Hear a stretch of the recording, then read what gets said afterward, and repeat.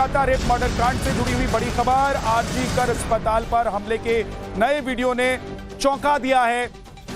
2 दिन बाद सामने आए वीडियो में साजिश का इशारा साफ साफ सुना और देखा जा सकता है। वीडियो में सेमिनार हॉल चलने को लेकर दंगाई बात कर रहे हैं, एक दूसरे से कह रहे हैं। वीडियो में चलो सेमिनार हॉल की आवाज सुनाई दे रही है।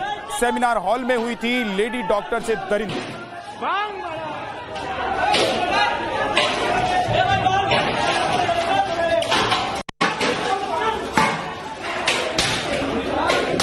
होते मारा हो गया।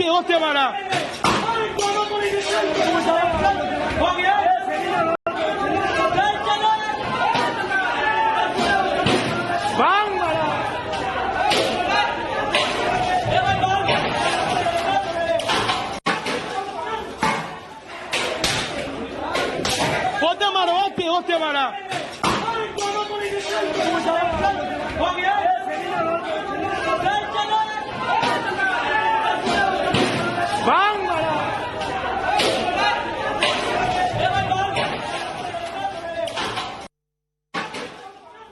इस वीडियो के सामने आने के बाद 14 अगस्त की रात आरजीके कॉलेज पर हुए हमले में बड़ी साजिश की बू सामने आने लगी है। सवाल यह है कि जिसके आदेश पर दंगाई यहां पर घुसे थे, क्या उसी की सच्चाई इस वीडियो में दिखाई दे रही है? सवाल यह है कि किसके आदेश पर दंगाई भीड़ ने सीधे सेमिनार हॉल को निशाना बनाया? ऐसे में सवाल यह भी है कि क्या सबूत मिटाने के लिए ये दंगाई आए हुए थे? जो पहले दिन से ही शक जताया जा रहा था कि क्या ये जो दंगाई, ये जो भीड़ पहुंची थी, ये सबूत मिटाने के लिए पहुंची थी। और अब जो वीडियो सामने आया है, जो आवाज सुनाई दे रही है, उससे स्पष्ट हो रहा है कि ये सेमिनार हॉल की तरफ क्यों जाना चाह रहे हैं। तो आपने सुना कि कैसे वीडियो में दिख रहे उपद्रवी आरजी कर अस्पताल के सेमिनार हॉल में जाने के लिए साफ साफ कहते हुए दिखाई दे रहे हैं, सुनाई दे रहे हैं। अब सवाल है कि आखिर वो सेमिनार हॉल क्यों जाना चाह रहे थे? वहां पर ऐसा क्या था, उनकी नींद उड़ी हुई थी जिसकी वजह से? तो चलिए हम आपको बताते हैं आखिर क्यों सेमिनार हॉल को दंगाइयों ने निशाना बनाया। दरअसल महिला डॉक्टर का रेप और मर्डर उसी सेमिनार हॉल में हुआ था जहां पर ये दंगाई, जिन्हें आप सुन रहे थे कि ये कह रहे हैं कि आप चलिए, वहीं चलना है, ये दरअसल वहीं पर रेप और मर्डर की घटना हुई थी। क्राइम सीन पर महत्वपूर्ण फॉरेंसिक सबूत थे। सीबीआई जांच शुरू होने से पहले ही सबूत मिटाने की कोशिश की गई थी।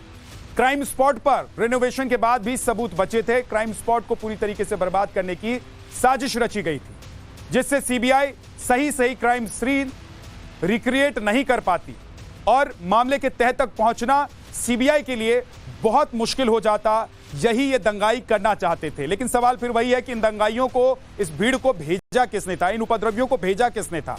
हाईकोर्ट के रुख से बड़ी मछली के फंसने का खतरा क्या सता रहा था उन लोगों को जो बचाने की कोशिश में लगे हुए थे, जिन्होंने उपद्रवी भीड़ को यहां भेजा था?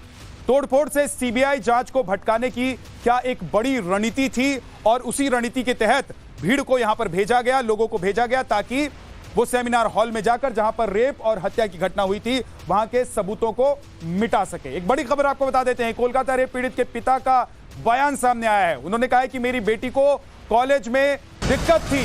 उनके पिता कह रहे हैं कि उनकी बेटी को कॉलेज में दिक्कत थी, उसका डिपार्टमेंट संदेह के दायरे में है, घेरे में है। ये पीड़िता के पिता कह रहे हैं। जिस लड़की के साथ, जिस युवती के साथ, मेडिकल की छात्रा के साथ रेप और हत्या हुई, उनके पिता कह रहे हैं कि उनकी बेटी को कॉलेज में दिक्कत थी। मेरी बेटी को कॉलेज में दिक्कत थी। क्या दिक्कत थी ये वो बता रहे हैं, पूरा डिटेल वो बता रहे हैं कि उनकी बेटी क्यों परेशान रह रही थी।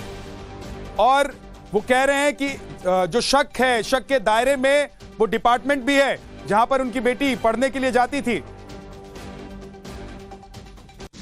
सुबह में हम घर में नहीं था, हम काम में था। लड़की मेरा माँ को उठकर माँ को फोन किया था। माँ बार बार फोन कर रहे थे, फोन रिंग हो रहा था, लेकिन कोई उस टाइम तो मेरा लड़की गुजर ही गया है। हमको सबसे दिक्कत का प्रश्न ये है कि रात 3 बजे से सुबह 10 बजे तक किसी का, जो ऑन ड्यूटी डॉक्टर है, उसका किसी को जरूरत नहीं पड़ा। यही एक हमारा सत्य ना गया मन में।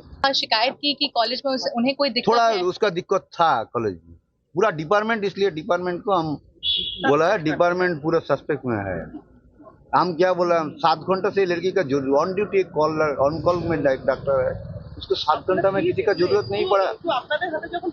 कभी कभी दिन में ऐसा होता है उसको खाने का टाइम नहीं मिलता है।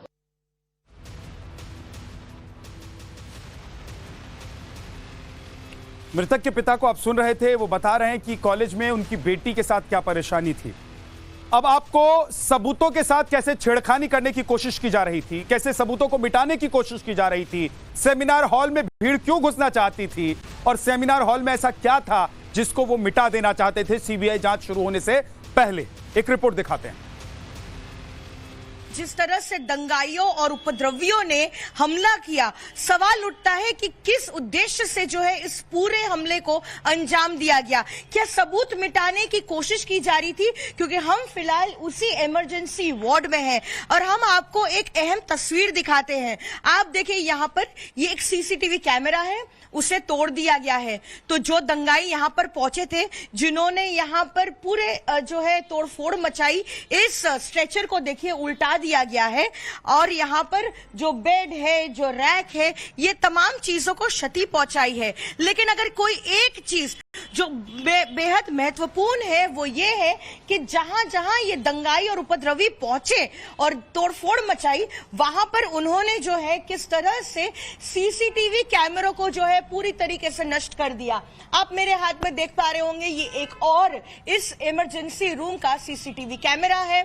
तो ये इससे जो लोग अंदर घुस आए थे और जिन्होंने ये तोड़फोड़ मचाई, उनकी शनाख्ती होनी बेहद मुश्किल है। और यहाँ पर उसका जो इलेक्ट्रिकल कनेक्शन होता है, उसे भी यहाँ पर आप देखिए तोड़कर जो है पूरा नष्ट कर दिया गया है। ऐसे में सवाल उठता है कि क्या ये कोई प्री प्लान्ड अटैक था? अब सवाल उठ रहा है कि अस्पताल में रेप और हत्याकांड के बाद प्रदर्शन कर रहे डॉक्टरों पर हमला किसी की सोची समझी साजिश का हिस्सा तो नहीं था। सबूतों को मिटाने की कोशिश किसके इशारे पर की गई थी? हमलावर भीड़ आखिर वहां पहुंची तो कैसे, और पुलिस उन्हें रोक क्यों नहीं पाई? तो क्या यह अटैक किसी की गर्दन बचाने के इरादे से किया गया था? हम ऐसा क्यों कह रहे हैं, ये आपको बताते हैं। देखिए, कॉलेज के कुछ डॉक्टर्स छात्रों ने गंभीर आरोप लगाए हैं। हम आपको तमाम वो बातें बता रहे हैं। सबसे पहली बात तो यह है कि नंबर 1 संदीप घोष पूर्व प्रिंसिपल हैं। कॉलेज के कुछ डॉक्टर छात्रों ने गंभीर आरोप लगाए हैं। घोष ने केस दर्ज नहीं कराया, पुलिस ने बयान नहीं लिया। एक बड़ी खबर इस बीच इसी खबर से जुड़ी हुई जो आ रही है वो आपको बता देते हैं।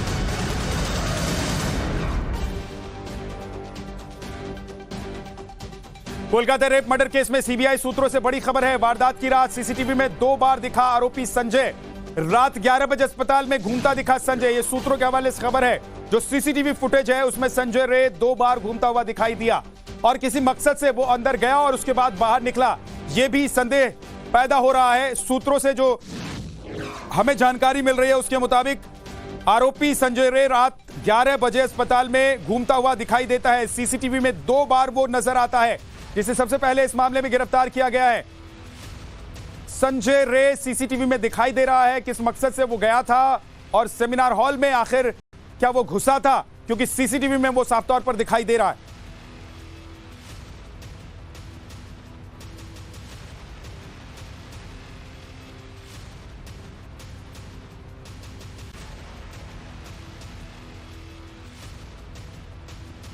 वारदात की रात सीसीटीवी में क्या दिखा, अब तफ्तीश में ये आपको जो पता चला है अब तक वो बताते हैं तफसील से।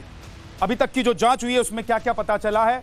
8 अगस्त की रात 11 बजे आरोपी संजय रे आरजीके अस्पताल पहुंचा। अगले 30 मिनट तक वो अस्पताल में घूमता रहा और उसी दिन तड़के 3:45 पर अस्पताल में उसने दोबारा एंट्री ली। फिर 3:50 पर वो सेमिनार हॉल के अंदर जाता हुआ दिखाई दिया। सुबह 4:35 पर वो सेमिनार हॉल से बाहर आया।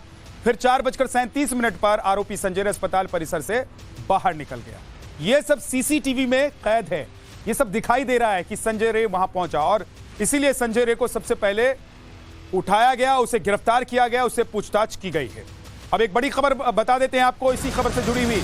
कोलकाता रेप मर्डर में सीबीआई को बड़ी साजिश की आशंका है। वारदात को लेकर 35 लोगों से पूछताछ की गई है। तैयारी में सीबीआई है कि 35 लोगों से कुल पूछताछ की जाएगी। वारदात को लेकर बड़ा क्लू मिलने का अनुमान भी है। आपको बता दें कि सीबीआई टीम आरजी के मेडिकल कॉलेज में मौकाए वारदात का मुआयना कर चुकी है, क्राइम सीन देख चुकी है। पिछले 3 दिनों में पीड़ित परिवार समेत 10 लोगों से ज्यादा के बयान दर्ज हो चुके हैं। सीबीआई सूत्रों के मुताबिक इसी पूछताछ में कुछ बड़ा क्लू मिला है, जिस पर सीबीआई बेहद सावधानी से आगे बढ़ रही है।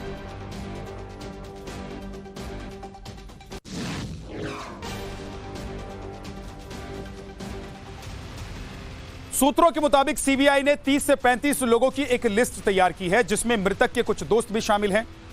अब आपको बताते हैं कि कौन कौन से ऐसे लोग हैं जिनसे सीबीआई पूछताछ कर सकती है। नंबर 1, आरजी के अस्पताल के डॉक्टर, डीन।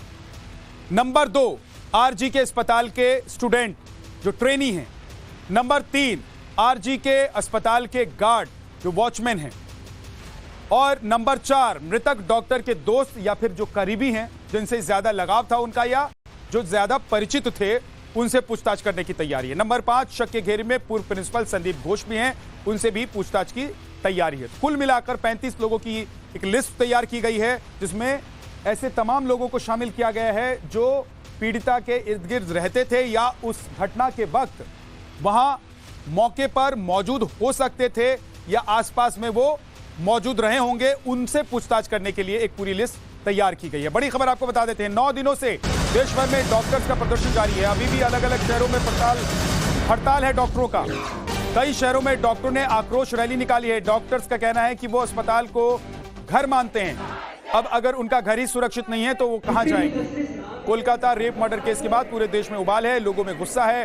हर जगह डॉक्टर्स की हड़ताल जारी है। सिर्फ कोलकाता ही नहीं, दिल्ली, मुंबई, जयपुर, अहमदाबाद, चेन्नई, शहर शहर डॉक्टर्स बंगाल के निर्भया के लिए न्याय की मांग कर रहे हैं। इन 10 तस्वीरों में आप देख सकते हैं कि कैसे अलग अलग शहरों में देश के हर हिस्से में डॉक्टर्स प्रोटेस्ट कर रहे हैं, आक्रोश में हैं और अपनी मांग के लिए वो सड़क पर उतरे हुए हैं। आप जाकर देखिए कैसे सर्कमस्टांसेस के अंदर हम नाइट ड्यूटीज करते हैं। छोटे छोटे कमरों के अंदर हम बैठते हैं, जिनकी कुंडी भी नहीं लगती है। कोई भी घुस सकता है, कभी भी आ सकता है, कुछ भी कर सकता है। आज तक हम सोचते थे कि ऐसा कुछ नहीं होगा, क्योंकि हॉस्पिटल हमारा घर समझते थे। हम सोचते थे कि हम अपने घर के अंदर सेफ हैं, बट अगर उस घर के कमरे के अंदर घुसकर भी कोई कर सकता है तो हम कहीं भी सेफ नहीं है। This has become the unsafest place for us. यानी जिन अस्पतालों को डॉक्टर्स अपना घर समझते हैं, उस घर में उन्हें कहीं ना कहीं जो है डर और एक असुरक्षा का माहौल उन्हें महसूस हो रहा है। और ये तस्वीर मैं आपको दिखा रहा हूँ कि देखिए किस तरीके से जो तमाम जो डॉक्टर्स हैं वो ओपीडी सेंटर पे पहुंचे हुए हैं। और उनसे ये बताइए कि अस्पतालों में आप लोग असुरक्षित महसूस करते हैं? हाँ, बिल्कुल महसूस करते हैं। ऐसा बहुत बार होता है क्योंकि यहाँ पे हर जगह सीसीटीवी तो है नहीं। बहुत सारी जगह है जहाँ पे अच्छे से लाइटनिंग नहीं है, बहुत सारी जगह है जहाँ पे गार्ड्स नहीं है, मार्शल्स नहीं है। तो इस वजह से बहुत से रीजन है जिसकी वजह से हम अनसेफ फील करते हैं। अच्छा, एक बात बताइए कि आप लोग यहाँ हैं, पढ़ाई कर रहे हैं, जिस तरह की घटना हुई है कोलकाता में, तो आप लोगों के पेरेंट्स भी कहीं ना कहीं डरे होंगे आप लोगों को लेकर। बिल्कुल, आप सोचिए कि मैं कितने दूर से, मतलब मेरे पेरेंट्स जयपुर में रहते हैं और हम इतने दूर रहते हैं अपने पेरेंट्स से, तो उनको कैसा फील होता होगा कि मेरे बच्चे वहाँ। हॉस्पिटल एक सेफ एनवायरनमेंट लगता है, हम यहाँ से ड्यूटी करने आते हैं, पूरे पूरे दिन यहीं रहते हैं। तो आप खुद ही सोचो कि एक माँ बाप को कैसा लगता होगा आफ्टर नोइंग ऑल दिस कि ऐसा भी हो सकता है हॉस्पिटल। इधर सीबीआई की जांच चल रही है तो दूसरी तरफ कोलकाता हाईकोर्ट का डंडा भी चल रहा है। आरजी कर मेडिकल कॉलेज में 14 अगस्त की रात जिस तरह से गुंडों ने तोड़फोड़ की, तबाही मचाई, उस पर एक दिन पहले कलकत्ता हाईकोर्ट में सुनवाई हुई। कलकत्ता हाईकोर्ट ने कल ऐसी बातें कही जो ममता बनर्जी को बहुत परेशान करेंगी। इंडी गठबंधन और वो इकोसिस्टम जो ममता बनर्जी के बंगाल मॉडल की कस्में खाता है, वो भी देखे कि शुक्रवार को हाईकोर्ट में क्या हुआ। कलकत्ता हाईकोर्ट ने जो बड़ी बातें कही वो आपको बताते हैं। कलकत्ता हाईकोर्ट ने आरजी के अस्पताल पर हमला सरकार की नाकामी करार दिया। इसके अलावा मेडिकल कॉलेज को बंद कर देना चाहिए, यह भी कोर्ट की तरफ से कहा गया। पुलिस 7,000 लोगों की भीड़ से अनजान क्यों थी? पुलिस का इंटेलिजेंस विंग क्या कर रहा था? डॉक्टर्स को सुरक्षा देने में सरकार विफल है। डॉक्टरों के बीच डर का माहौल है। यह घटना राज मशीनरी की पूरी तरीके से नाकामी है। यह हाईकोर्ट की सख्त टिप्पणी कल की गई। कोलकाता कांड को लेकर देश भर में आज डॉक्टरों का विरोध प्रदर्शन है।